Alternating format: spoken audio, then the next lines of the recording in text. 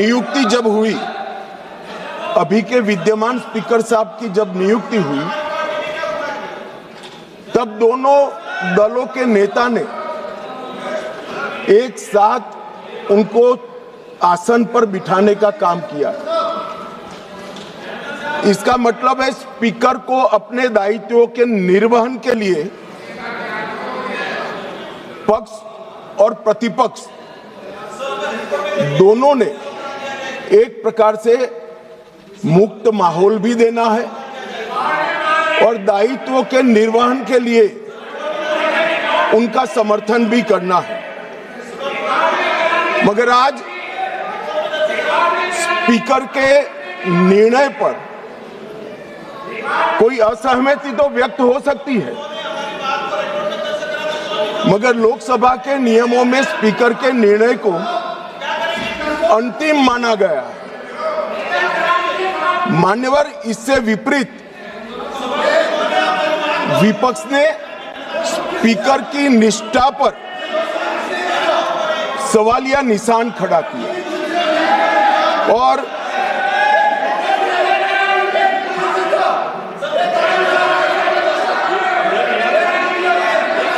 अगर आप रिकॉर्ड में आना चाहते हैं, रोड साहब, आप लोग रिकॉर्ड में आना चाहते हैं तो मैं अलाउ कर रहा हूं कि लिखित अपना भाषण कर दें, तो रिकॉर्ड में आ जाएगा।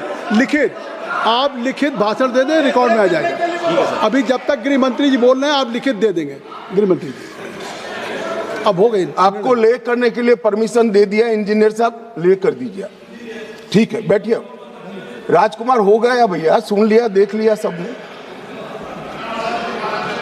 मान्यवर, ये लोकसभा भारत के लोकतंत्र की सबसे बड़ी पंचायत है और न केवल भारत, दुनिया भर में हमारी लोकतंत्र की एक साख बनी है, प्रतिष्ठा बनी है और पूरी दुनिया ये लोकतंत्र की प्रतिष्ठा को स्वीकार करती है। जब इस पंचायत के मुखिया पर, इसके अभिभावक पर, उसकी निष्ठा पर सवालिया निशान लगता है तो केवल देश में नहीं, पूरी दुनिया में हमारी लोकतांत्रिक प्रक्रिया पर सवाल खड़े होते हैं। इसलिए आमतौर पर कभी स्पीकर के सामने अविश्वास प्रस्ताव नहीं आता है। चैम्बर में जाकर उनसे बात हो सकती है। स्पीकर दोनों दल को एक सदस्यों की संयुक्त बैठक भी बुलाते हैं, उसमें मध्यस्थता भी करते हैं और सारे इश्यू रिजॉल्व होते हैं। मगर यहां अजीब दृश्य खड़ा हुआ है। चैम्बर में जाते हैं तो स्पीकर साहब की सुरक्षा को चिंता और न हो, इस प्रकार का माहौल खड़ा कर दिया जाता है। इससे शर्मनाक कोई चीज नहीं हो सकती। अब किस प्रकार की व्यवस्था चाहते हैं? स्पीकर का पद पार्टी से ऊपर उठाकर संविधान ने स्पीकर के पद को एक प्रकार से मध्यस्थी की भूमिका में रखा है। आपने मध्यस्थता करने वालों पर ही शंका के सवाल उठा दिए। मैं बाद में आता हूं कि क्यों उठाए, परंतु मान्यवर, 75 साल से हमारे ये दोनों सदनों ने हमारे लोकतंत्र की नींव को पाताल से गहरा पहुंचाया है और वो नींव जो पाताल से गहरी पहुंची है, इसकी साख पर विपक्ष ने आज एक प्रकार से सवालिया निशान। मान्यवर, मैं आज विपक्ष ने जो सवाल उठाए हैं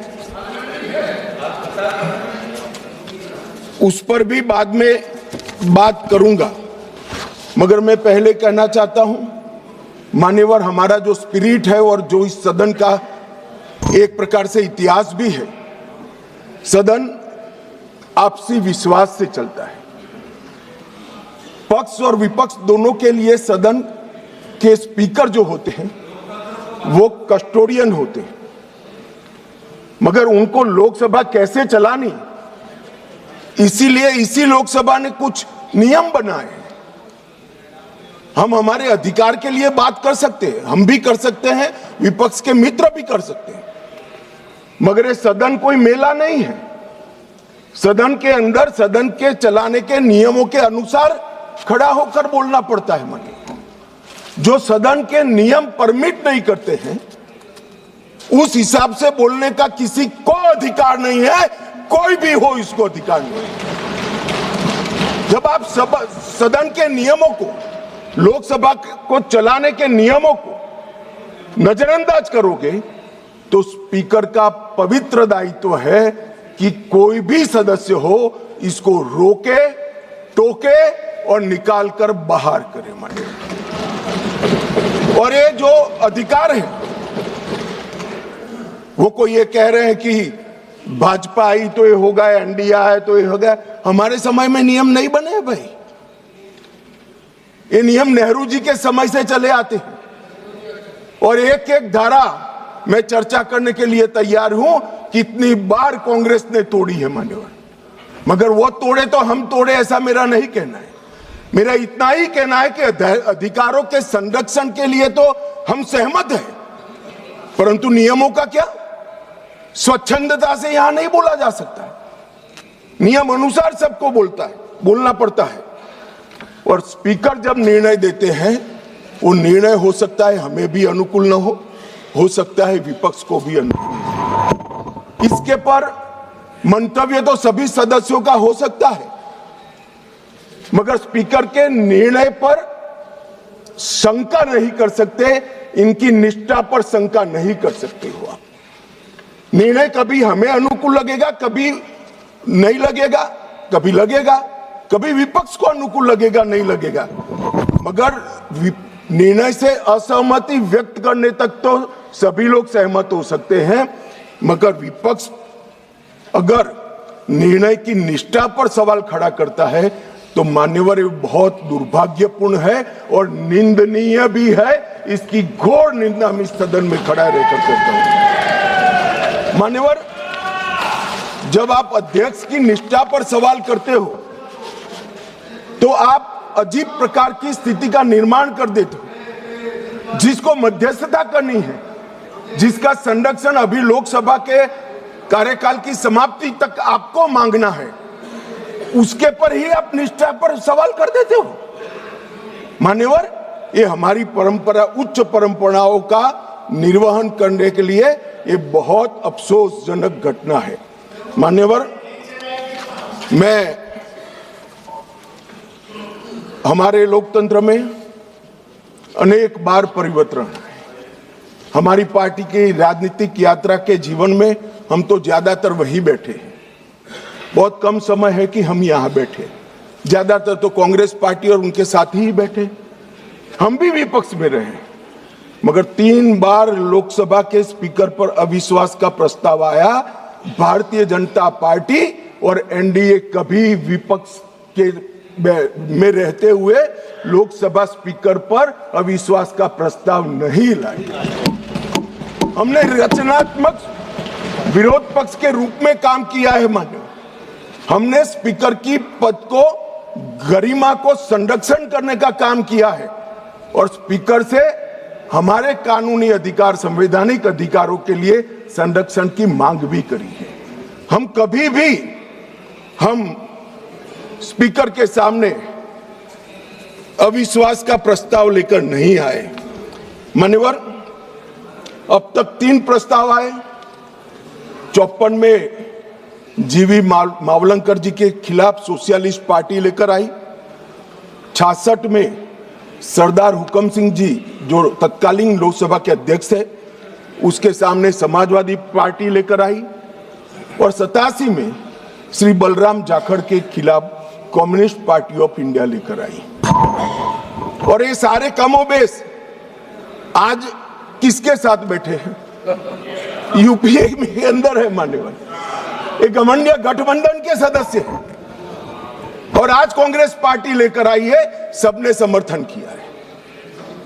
कभी भी स्पीकर की निष्ठा पर आशंका नहीं करना चाहिए, ऐसा मेरी पार्टी का बहुत मजबूत और स्ट्रॉन्ग मत है, हमारी मान्यता है।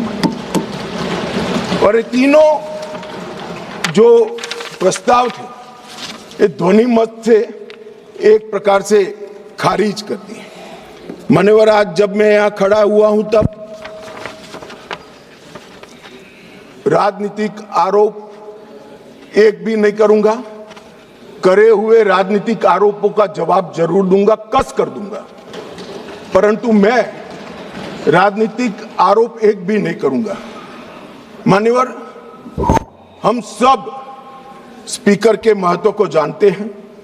लोकसभा के अध्यक्ष विधायी न्यायशास्त्र के सर्वोच्च न्यायाधीश होते हैं। उनके कार्यवाही के बारे में करे हुए फैसलों में सर्वोच्च अदालत भी दखल नहीं कर सकती। मान्यवर, ये प्रोटेक्शन उनको संविधान ने दिया हुआ है, और वो इसलिए दिया है कि स्पीकर निर्भीक रूप से अपना काम कर सके। और अध्यक्ष का प्रथम कर्तव्य होता है कि व्यवस्था और शिष्टाचार को बनाए रखना। दूसरा कर्तव्य है सभी को मौका देना और न्यायपूर्ण व्यवहार करना।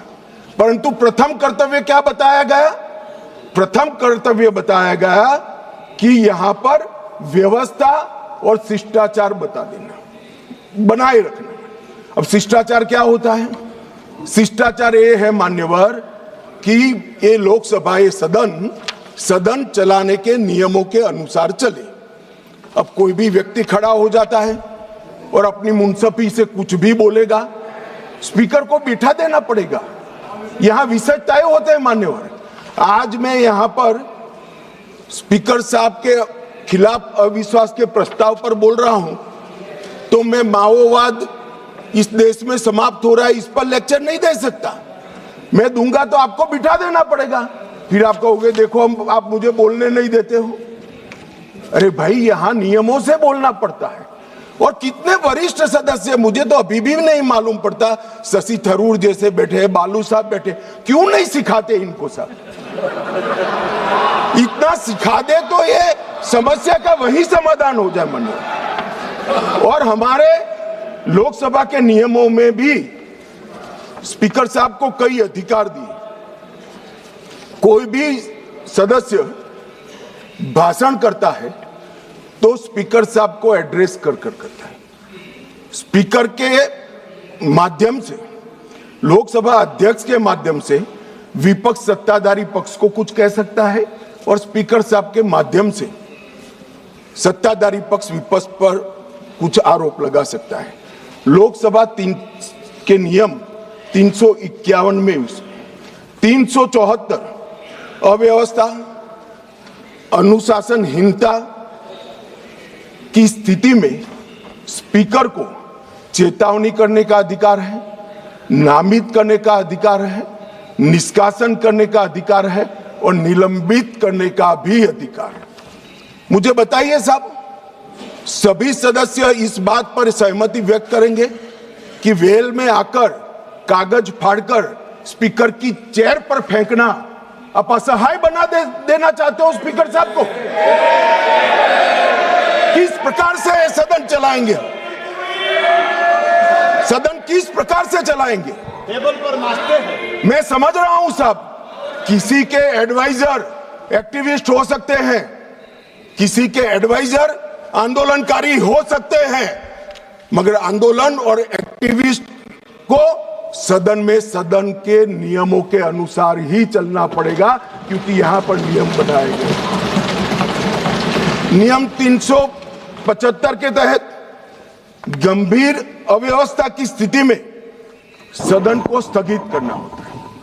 मान्यवर, आप किसी को बोलने ही नहीं दोगे। कितने भी बड़े महत्वपूर्ण मुद्दे हो, खड़े होकर आप विरोध करते रहोगे, और प्रधानमंत्री जी की चेयर तक सारे महिला सांसद एकत्रित होकर आ जाएंगे। ये मैं नहीं मानता किसी भी प्रकार से।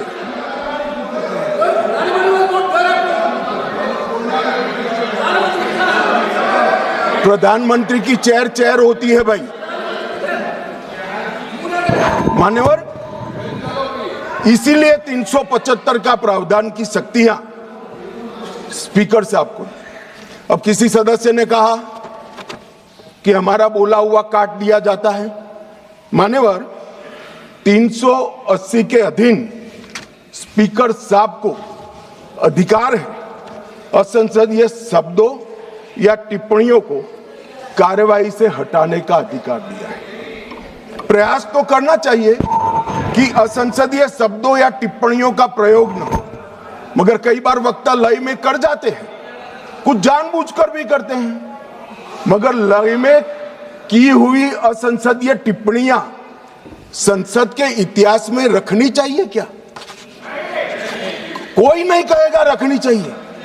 असंसदीय टिप्पणियां संसद के इतिहास में रखने से आने वाले दिन के सांसद भी यही संस्कार लेकर जाएंगे। जब व्यवधान आता है और हटा दिया जाता है तो वो अपने आप, मैंने भी पढ़ा है विधानसभा में जब पहली बार विधायक बना कि क्या हटा दिया, तो मालूम पड़ता है कि ये शब्द हटा दिया जो असंसदीय है, मुझे नहीं बोलना है।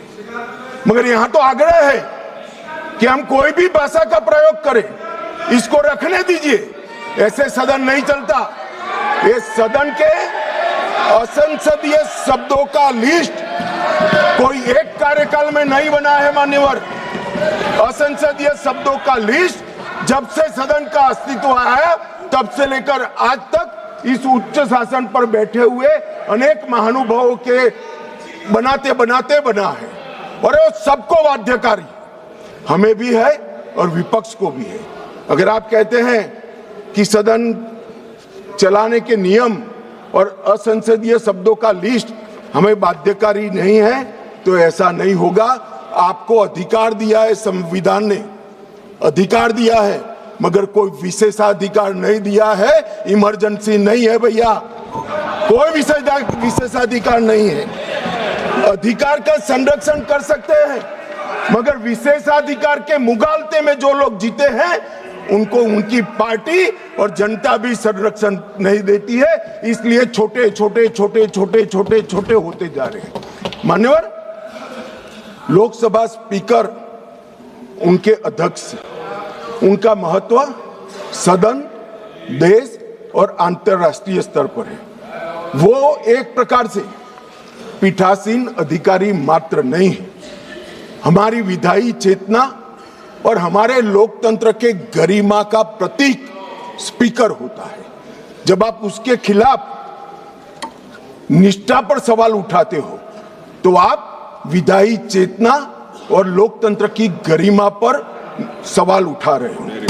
और मान्यवर, ये अंतर उनको आप लाइए ना, प्रधानमंत्री जी के खिलाफ अविश्वास का प्रस्ताव लाइए, कोई विरोध नहीं कर रहा। हम मुद्दों पर चर्चा, यहां पर भी मैं मुद्दों पर जवाब दूंगा, परंतु हम मुद्दों पर जवाब देंगे।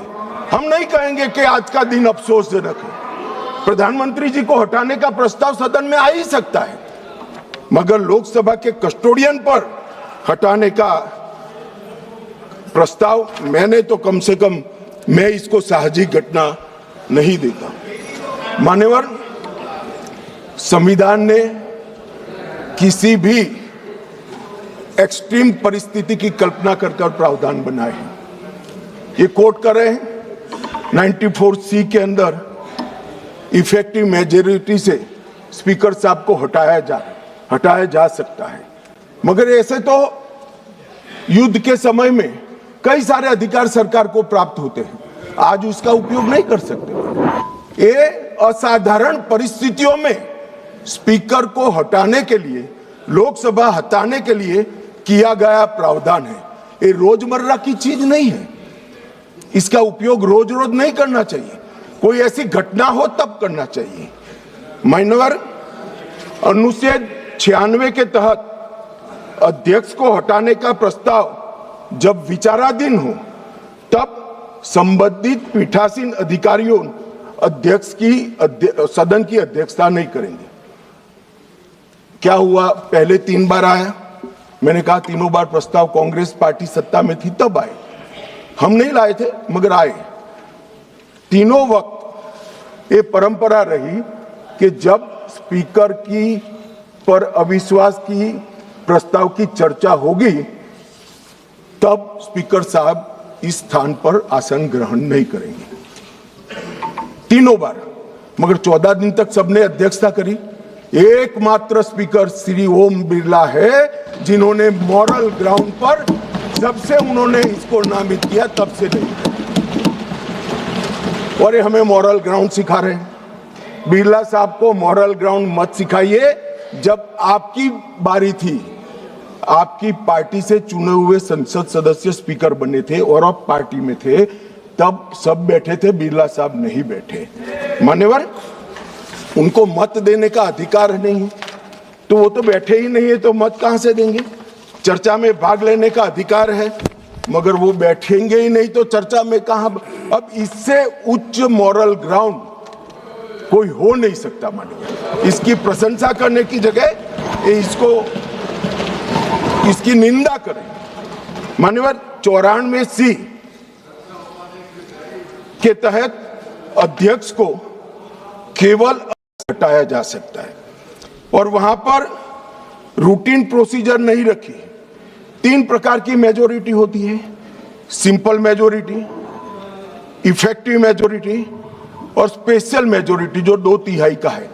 सभी पद के लिए हमारे संविधान ने अलग अलग प्रावधान किए हैं। प्रधानमंत्री जी को हटाना है तो सादा बहुमत चाहिए, मगर स्पीकर को हटाना है तो इफेक्टिव मेजोरिटी चाहिए। ये एक प्रकार से ये स्पीकर संविधान में लिखा है भाई, पढ़ लीजिए, पढ़ लीजिए। मान्यवर, ये एक प्रकार से संरक्षण दिया गया। जैसे न्यायपालिका के, आप बैठ जाइए दादा, बैठ जाइए। मान्यवर, ये पद की गरिमा और निष्पक्षता बनाए रखने के लिए एक कार्यकाल तक की इनको एक प्रकार से सुरक्षा देने का काम हुआ है। मान्यवर, मैं अविश्वास प्रस्ताव के जो रखा गया है उस पर भी बात करना चाहता हूं। अनुच्छेद 94C के तहत और लोकसभा के चलने के नियम 200 के अनुसार संकल्प का नोटिस माननीय सदस्य श्री वेणुगोपाल जी और 119 सदस्यों ने दिया। अब शायद वो आधे अधूरे मन से ही लाए होंगे प्रस्ताव। पूरे देश को, दुनिया को मालूम है कि यीशु का 2026वां वर्ष चल रहा है। उन्होंने अंदर तिथि में 2025 लिखी है। उन्होंने ऐसा सोचा कि इससे स्पीकर साहब रिजेक्ट कर सकते हैं। उन्होंने संकल्प ही संलग्न नहीं किया। जो संकल्प होता है वो संलग्न करता है, मगर भूल गए, वो कॉपी संलग्न नहीं की। उनको लगा कि स्पीकर साहब इसके कारण रिजेक्ट कर देंगे, और जब ये इनके ध्यान पर ला दिया गया तो उन्होंने नोटिस वापस ले लिया और दूसरा नोटिस आ गया। अब दूसरे नोटिस की बात करता हूं। दूसरे नोटिस में एकमात्र सी गौरव गोगोई के एक्चुअल हस्ताक्षर से बाकी सारे जेरोक्स थे। ये नियमों अनुसार रिजेक्ट होने का मामला है और फोटोकॉपी नहीं चलती है। सदन के सदस्य ने एक्चुअल हस्ताक्षर वाला नोटिस देना होता है। साहब, चलो मान लो एक्स्ट्राऑर्डिनरी सर्कमस्टेंसेस है, वो विपक्ष के सदस्य स्पीकर साहब के सामने अविश्वास की प्रस्ताव लाना चाहते हैं, मगर इतनी गंभीरता नहीं है कि नियमों के अनुसार लाए, नियमों के अनुसार लाए। माननीय, ये नियम पढ़ते ही नहीं है। कोई पार्टी के नियम से सदन नहीं चलेगा, इस लोकसभा के नियमों से ही ये सदन चलेगा। मान्यवर, फिर भी स्पीकर साहब की ऑफिस ने उनको मौका दिया कि भाई इतने इतने गलतियां हैं, आप सुधार लो। फिर अब उनको शर्म आई कि अब तो सुधारना ही पड़ेगा, ये तो रिजेक्ट करेंगे ही नहीं, तो फिर सुधार कर उसको दायर कर दिया। और मान्यवर, हाई मॉरल ग्राउंड की बात करते हैं और सदन में गंभीरता की बात करते हैं। ये दोनों चीजें इससे ही प्रकाशित होती हैं। हाई मॉरल ग्राउंड ये है कि दो बार नियम अनुसार अविश्वास का प्रस्ताव न होने के बावजूद श्रीमान बिरला जी ने, हमारे अध्यक्ष जी ने उनको मौका देकर नोटिस सुधारने के लिए मौका दिया। और गंभीरता की बात है, 4 दशक के बाद जिस नियम का उपयोग करके प्रस्ताव आया, वो प्रस्ताव नियम अनुसार ही नहीं है। ये नियम को मानते ही नहीं है मान्यवर, और फिर कहते हैं कि हमें बोलने नहीं देते। मान्यवर, कुछ सदस्यों ने कहा कि माइक के कारण आया है, माइक बंद हो रहा है। अभी गिरिराज जी भी खड़े होकर बोल रहे थे पप्पू जी के खिलाफ, तो माइक बंद कर दिया। गिरिराज जी का भी बंद होता है मंत्री होने के बावजूद। ऐसा नहीं है भाई, ये सदन नियमों से चलता है, और जो नियम अनुसार नहीं करेगा, डिसिप्लिन से नहीं करेगा, उसका माइक बंद ही हो जाएगा, और उसका माइक बंद हो ही जाना चाहिए।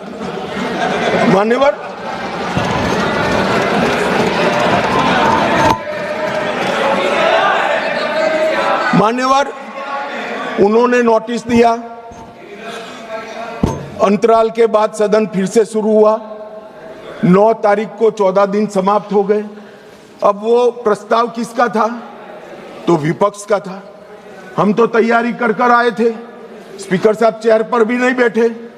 उनके खुद के प्रस्ताव के प्रति भी वो गंभीर नहीं है।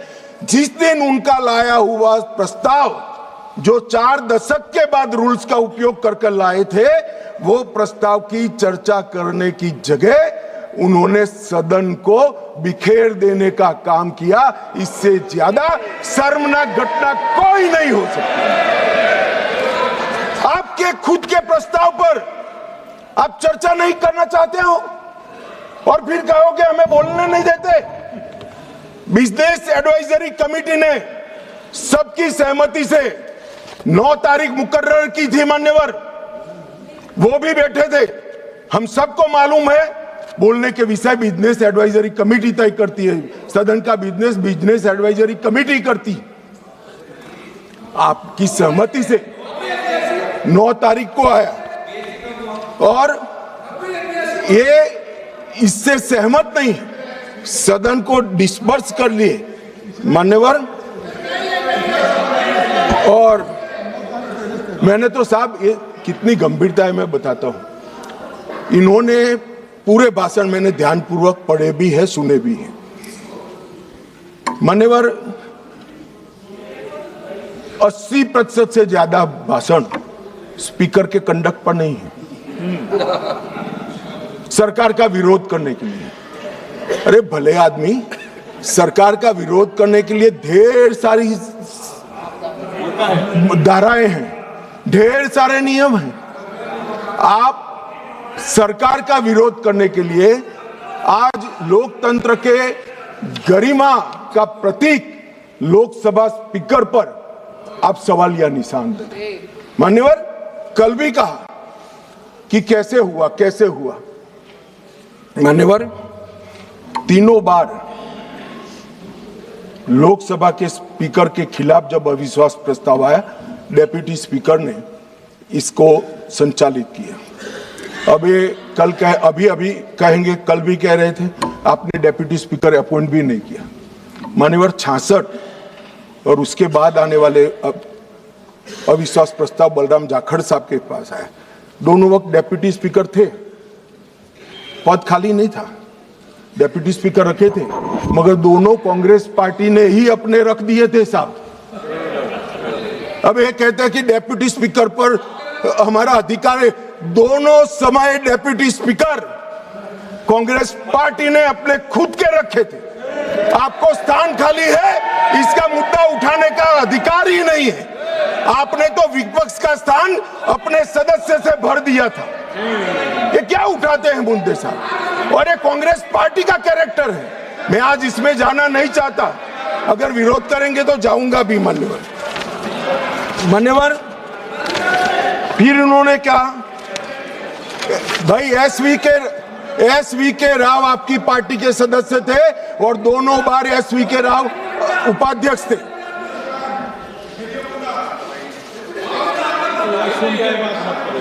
भैया 54 एक मिनट बैठ जाओ 1954 उपाध्यक्ष श्री एम अनंतशयनम अयंगर कांग्रेस पार्टी के थे।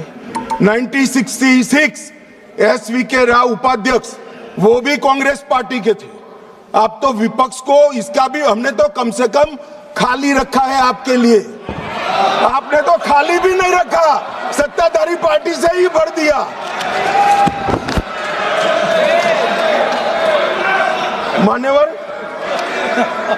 मान्यवर हमें परंपराएं सिखाते हैं। मान्यवर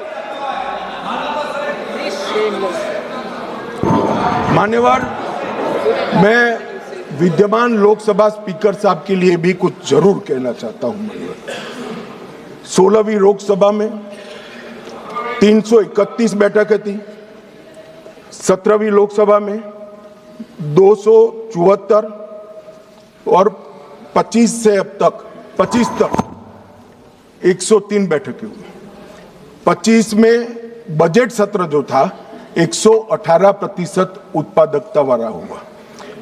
इंदिरा गांधी जी के समय से अब तक एवरेज उत्पादकता 16वीं लोकसभा की 91%, 17वीं की 91% और 18वीं की इतने डिस्टर्बेंस के बावजूद भी 91% रही है।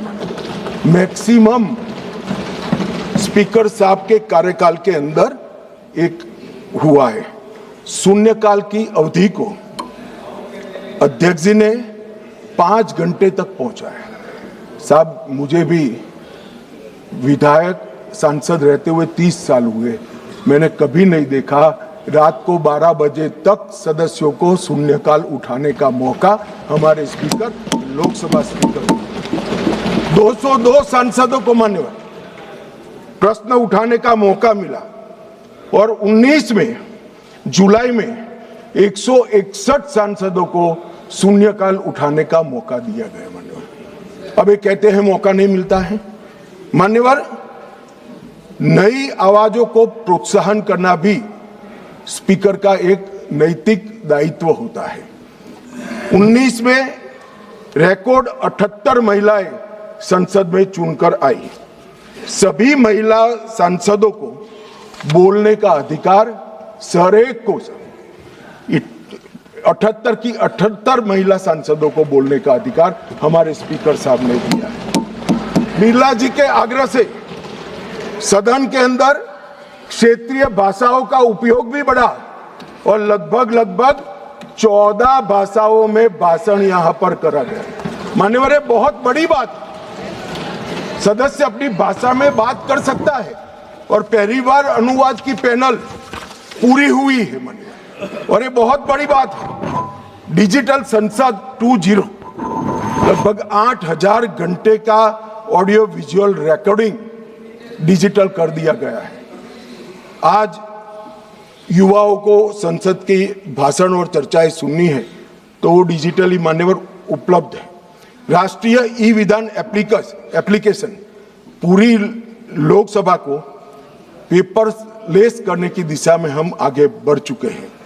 और मान्यवर, राष्ट्रमंडल अध्यक्षों के पीठासीन अधिकारियों का 28वां जो सम्मेलन हुआ, इसमें बिरला साहब के भाषण को उपस्थित सभी संसद के स्पीकर्स ने इसकी बुरी प्रशंसा कर संसद की बढ़ा है। बिरला साहब ने ही बिल पर प्री सेशन ब्रीफिंग करने का अवसर सांसदों को दिया और सबसे बड़ी बात, अंग्रेजों के समय में बनी हुई संसद से हम भारत की आजादी के बाद बनी हुई संसद में भी बिरला साहब के मान्यवर, ये मैं इसलिए बता रहा हूं कि इसमें से कोई चीज उनकी मंशा से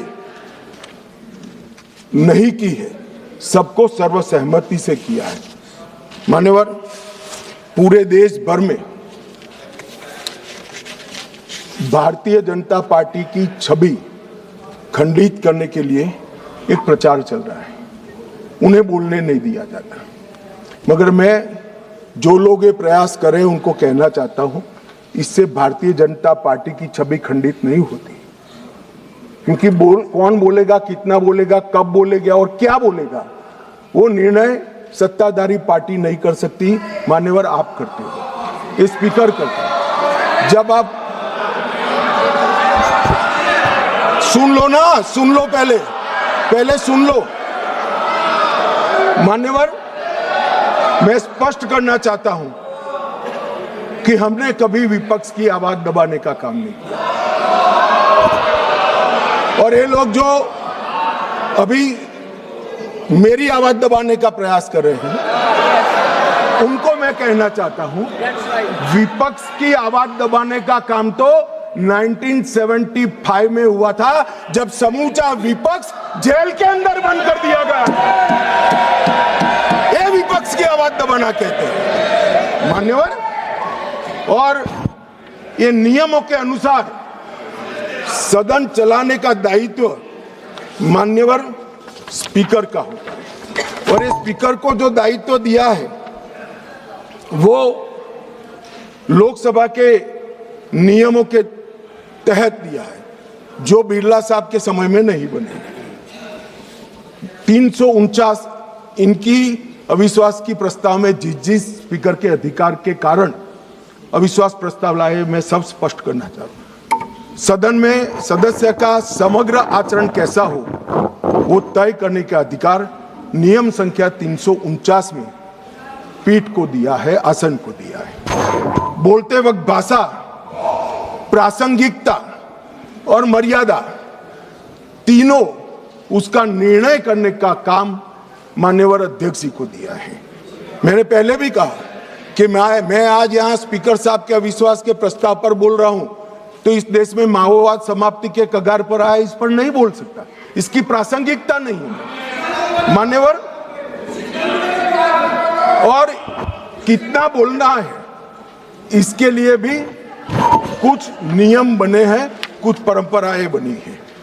और मान्यवर, ये जो कहते हैं, मैं आज कांग्रेस पार्टी को थोड़ा बताना चाहता हूं। मान्यवर, 70वीं लोकसभा कांग्रेस पार्टी को 157 घंटे और 55 मिनट का समय दिया गया, जबकि उनके 52 सदस्य थे। इसकी तुलना में बीजेपी को 349 घंटे और 8 मिनट दिए गए, जबकि हमारी सदस्य संख्या 303 है। प्रोरेटा देखे तो बीजेपी से कांग्रेस पार्टी को 6 गुना अधिक समय देने का काम स्पीकर साहब ने किया है। मगर साहब, सीन कैसा है? दूसरे शब्दों में बीजेपी के पास 6 गुना अधिक सदस्य थे, मगर हमें अन्याय हुआ है।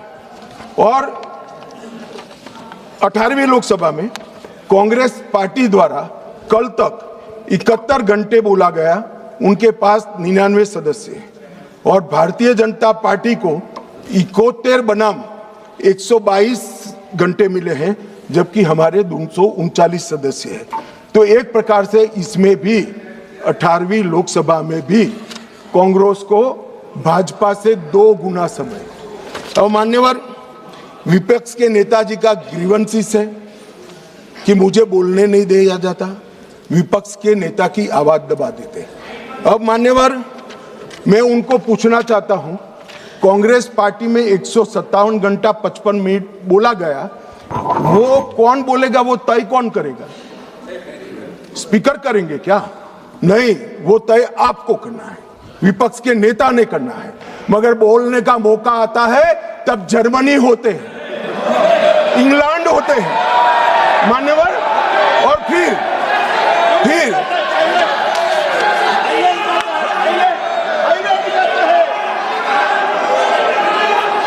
मान्यवर फिर कंप्लेन करते हैं। 18वीं लोकसभा में मान्यवर, 18वीं लोकसभा में 157 घंटे और 55 मिनट कांग्रेस पार्टी के सदस्य बोले। मैं आपके माध्यम से विपक्ष के नेता को पूछना चाहता हूं, आप कितना बोले? क्यों नहीं बोले? कौन से स्पीकर ने रोका था आपको? कोई नहीं रोक सकता। एक गलत प्रचार किया जा सकता है, किया जा रहा है लोकसभा को बदनाम करने के लिए। मान्यवर, 18वीं लोकसभा में, इस लोकसभा में जो सदन अभी अस्तित्व में है, 71 घंटा दिया गया आपको। कितना बोले भाई, और क्यों नहीं बोले? वो तो आपका अधिकार है, कौन बोलेगा? अरे वो छोड़िए साहब, विपक्ष के नेता की पार्टी लोकसभा स्पीकर पर अविश्वास का प्रस्ताव लेकर आई है, उस पर भी विपक्ष के नेता कुछ नहीं बोलते हैं। तो भैया क्यों लाए हो प्रस्ताव? मान्यवर, ये बोलने नहीं देते हैं, वो ठीक नहीं। वो बोलना नहीं चाहते हैं, और बोलना चाहते हैं तो नियम अनुसार बोलना नहीं आता है। ये कोई सभा नहीं है, यहां पर हर सदस्य ने लोकसभा के नियमों के अनुसार बोलना है। अब उन्होंने कहा, कल माननीय सदस्य वेणुगोपाल जी ने मुद्दा उठाया, 40 बार या 38 बार जो बोले, मुझे फिगर याद नहीं है, विपक्ष के नेता को टोका गया, रोका गया। भाई, स्पीकर के द्वारा एक बार टोकने के बाद दूसरी बार आप वही बात करोगे तो स्पीकर के पास क्या विकल्प रहता है? जब यहां से श्री राजनाथ सिंह जी ने कह दिया कि अप्रकाशित पुस्तक है, आप मैगजीन को कोट नहीं कर सकते, और मैगजीन भी वो जिसकी छवि उनके पार्टी के मैगजीन की हो। मान्यवर, इसको कोट कर लोकसभा में बोलने का किसी को अधिकार नहीं है, मगर आप उसी विषय पर बोलोगे तो आपको टोकना पड़ेगा। फिर उन्होंने कहा, वो उसके बाद SIR पर चर्चा थी, मैं यही बैठकर उनको सुन रहा था। मेरे जवाब में वो खड़े हो गए, स्पीकर साहब ने उनको बोलने के लिए कहा। ऐसा नहीं है, नहीं कहते हैं। मेरे भाषण के बीच में मुझे भी बिठा दिया और विपक्ष के नेता को बुला दिया। तो उन्होंने कहा, आप पहले मैं कहता हूं वो बोलिए। अब साहब मुझे बताओ, किसी भी वक्ता का भाषण कोई अन्य संसद सदस्य कैसे तय कर सकता है? मैं क्या राहुल गांधी जी को कह सकता हूं कि आप ये बात पहले बोलिए, दूसरी बोलिए, तीसरी बोलिए, चौथी बोलिए? नहीं कह सकता। अगर मैं नहीं कह सकता तो वो भी नहीं कह सकते। मान्यवर, वो कहते हैं कि ये करिए, फिर भी सदन डिस्टर्ब किया तो अचानक उनको एक आइडिया आया कि एक आइडिया है। फिर अपने आप उन्होंने आइडिया को सर्टिफाइड कर दिया, गुड आइडिया, ऐसा करके सर्टिफाइड। आइडिया क्या था कि मेरी प्रेस कॉन्फ्रेंस पर बहस हो जाए। भाई, ये साख मार्केट नहीं है, लोकसभा है। यहां बहस के विषय तय होते हैं, और आपके परनाना से लेकर आपकी दादी जी से लेकर आपके पिताजी तक बड़े बड़े नेता थे भारत के, किसी की प्रेस कॉन्फ्रेंस पर लोकसभा ने बहस नहीं करी है मान्यवर। और अगर ये अपेक्षा करते हैं कि इनकी महान प्रेस कॉन्फ्रेंस पर, जिसकी बुनियाद झूठ थी, उस पर सदन बहस करे, तो इस सदन का स्तर न गिरने देकर श्री ओम बिरला जी ने सदन पर उपकार किया है।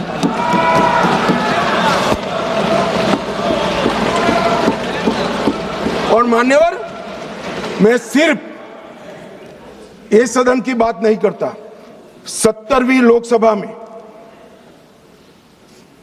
विपक्ष को 40% समय दिया गया, समूचे विपक्ष को, जो प्रोरेटा से 2.5% ज्यादा है। मेंशन ऑफ थैंक्स में विपक्ष को 34% समय दिया गया, और 18वीं लोकसभा में 45%, और शून्यकाल में विपक्ष की भागीदारी मान्यवर 55% रही है, 55%। और ये कहते हैं कि हमें बोलने नहीं देते। मान्यवर, किसको बोलना, किसको बोलना, किसको बोलना, वो अधिकार उस दल के नेता का है। जब आप स्वयं बोलना नहीं चाहते हैं, कोई आपको कैसे बुला सकता है? आप स्वयं बोल, इतने घंटों में आप जब भी चाहे बोल सकते थे, मगर भाई बोलना तो ये अविश्वास प्रस्ताव आने के बाद भी नियम अनुसार ही बोलना पड़ेगा। और अगर नियम की समझ नहीं है तो 2 सीनियर सांसदों से किसी को भी समझना पड़ेगा।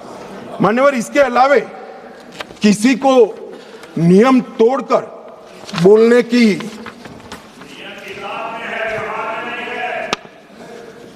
ये व्यवहार पर भी आता हूं, थोड़ी देर ठहर जाइए।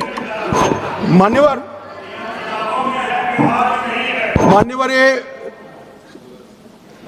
विपक्ष के नेता श्रीमान राहुल गांधी अपने अधिकारों की बात करते हैं, वो तो आरोप है, मगर फिर भी जो स्वयं उनके हाथ में है इसका परफॉर्मेंस मैं कहना चाहता हूं। मान्यवर 17वीं लोकसभा में उनकी उपस्थिति 51% रही, 51%।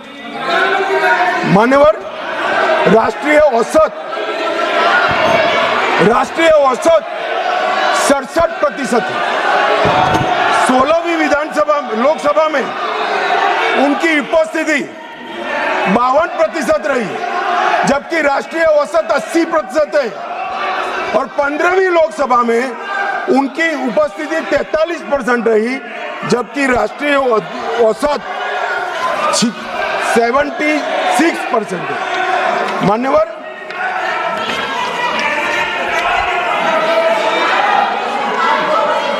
ये तो सब ऑन रिकॉर्ड है ना।